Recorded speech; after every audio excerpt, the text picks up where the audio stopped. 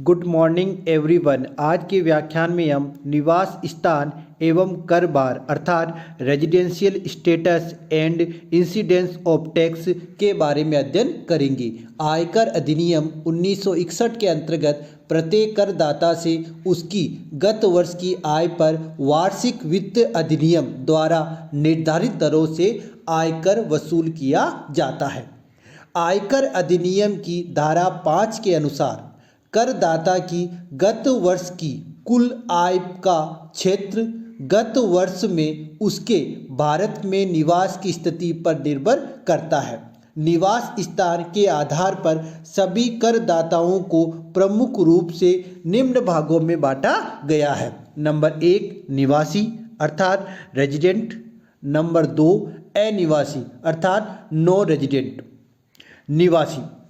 निवासी को आगे दो भागों में बांटा गया है, साधारण निवासी और दूसरा है असाधारण निवासी। कहने का अर्थ है ऑर्डिनरी रेजिडेंट और नॉन ऑर्डिनरी रेजिडेंट। ये स्थिति केवल व्यष्टि एवं हिंदू अविभाजित परिवार में ही होती है। कंपनी और फर्म की स्थिति में ऐसी स्थिति नहीं होती है। नंबर 2 अनिवासी अर्थात नॉन रेजिडेंट। अब आगे हम व्यष्टि निवासी के बारे में अध्ययन करेंगे। व्यष्टि निवासी के लिए एक व्यष्टि करदाता की निवास स्थिति कर निर्धारण करने संबंधी धारा 6 के प्रावधान वित्त अधिनियम 2005 से बदल गए हैं। अतः कर निर्धारण वर्ष 2005-6 से एक व्यष्टि की निवास स्थिति के संबंध में 3 परिस्थितियां यथा साधारण निवासी, नंबर 2 असाधारण निवासी और नंबर 3 अनिवासी हो सकती है। एक व्यष्टि करदाता के निवास स्थान का निर्धारण करने संबंधी शर्तों को निम्न 2 भागों में बांटा जा सकता है। नंबर 1 आधारभूत शर्त और नंबर 2 अतिरिक्त शर्तें। आधारभूत शर्त गत वर्ष में 182 दिन भारत में रहे अथवा गत वर्ष के पूर्व के 4 वर्षों में 365 दिन एवं गत वर्ष में 60 दिन भारत में रहे। नंबर 2 अतिरिक्त शर्तें जिसमें 2 है। एक गत वर्ष के पूर्व के 10 वर्षों में कम से कम 2 वर्ष आधारभूत शर्त को पूरा करे अर्थात 182 दिन या 4 और 365 दिन। नंबर बी गत वर्ष के पूर्व के 7 वर्षों में कम से कम 730 दिन भारत में रहे। यह आपको दे रही कि आधारभूत और अतिरिक्त शर्तें।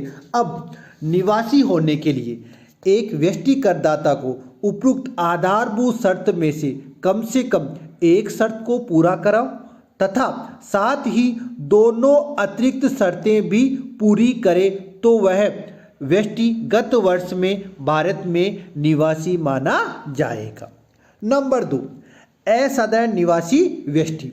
यदि कोई व्यष्टि उपयुक्त वर्णित आधारभूत शर्त में से कम एक शर्त पूरी करे तथा अतिरिक्त शर्तों में से कोई एक अथवा एक भी पूरी नहीं करे तो अर्थात अतिरिक्त शर्तें एक साथ पूरी न करे तो वह संबंधित गत वर्ष में भारत में आयकर हेतु असाधारण निवासी समझा जाएगा। कहने का अर्थ है नॉन ऑर्डिनरी रेजिडेंट इंडिविजुअल माना जाएगा। नंबर 3 अनिवासी व्यष्टि नॉन रेजिडेंट इंडिविजुअल। यदि कोई व्यष्टि उपयुक्त आधारभूत शर्त में से कोई एक भी शर्त पूरी नहीं करे तो वह संबंधित गत वर्ष में भारत में आयकर हेतु अनिवासी समझा जाएगा। इस प्रकार आज के व्याख्यान के द्वारा हमने निवासी व्यष्टि की निवास स्थिति के बारे में अध्ययन किया। धन्यवाद।